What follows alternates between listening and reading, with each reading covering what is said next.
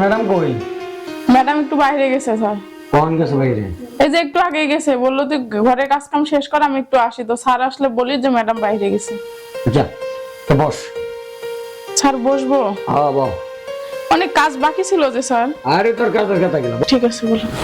আরে নিচে বসে কেউ উপরে বস। না স্যার, আমি নিচেই বসি। আরে উপরে বস, নিচে বস লাগবে না। উপরে বস, উপরে বস।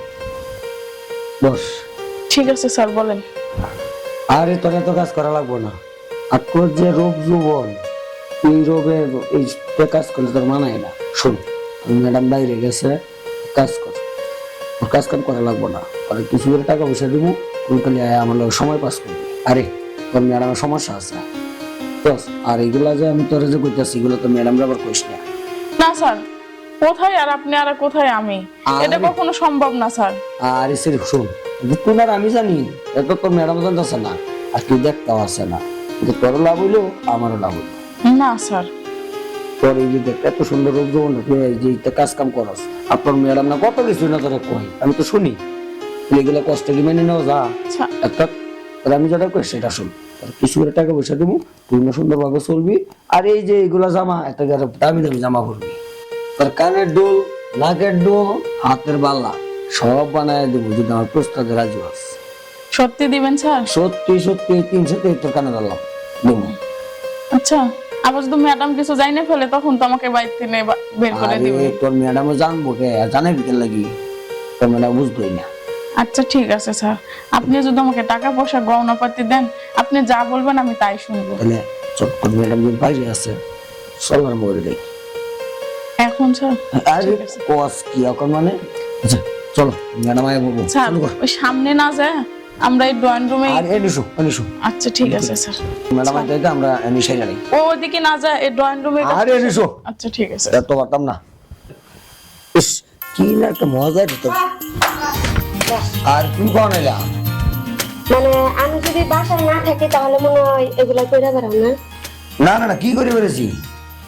আমি নিজের চোখে যেটা দেখছি সেটা কি ভুল? আর কি দেখছো তুমি বল?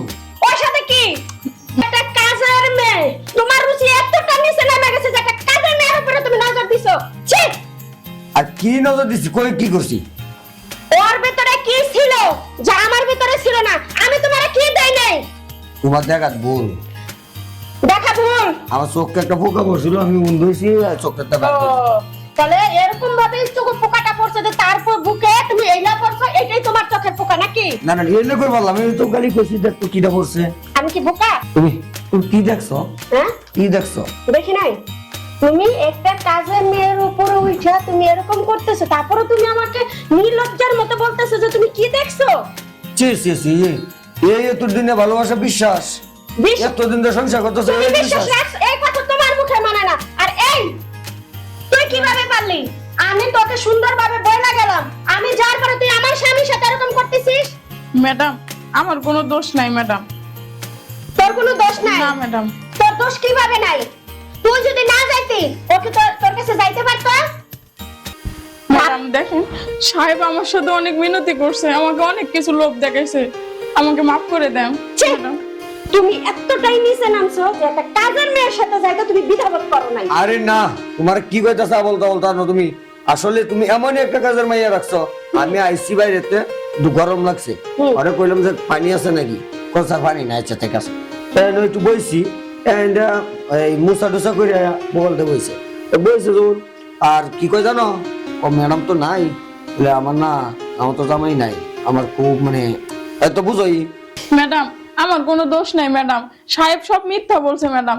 দেখেন ম্যাডাম, আপনি বিশ্বাস করেন একবার আমার কথা, আমার কোনোই দোষ নাই। সাহেব আমাকে অনেক কিছু লোভ দেখাইছে ম্যাডাম, আমি গরিব মানুষ, আমি আপনার কথা অনেক বলছি যে না ম্যাডাম অনেক ভালো লোক। সাহেব আমাকে কতগুলো কথা বলছে ম্যাডাম, আপনি আমাকে মাফ করে দেন ম্যাডাম।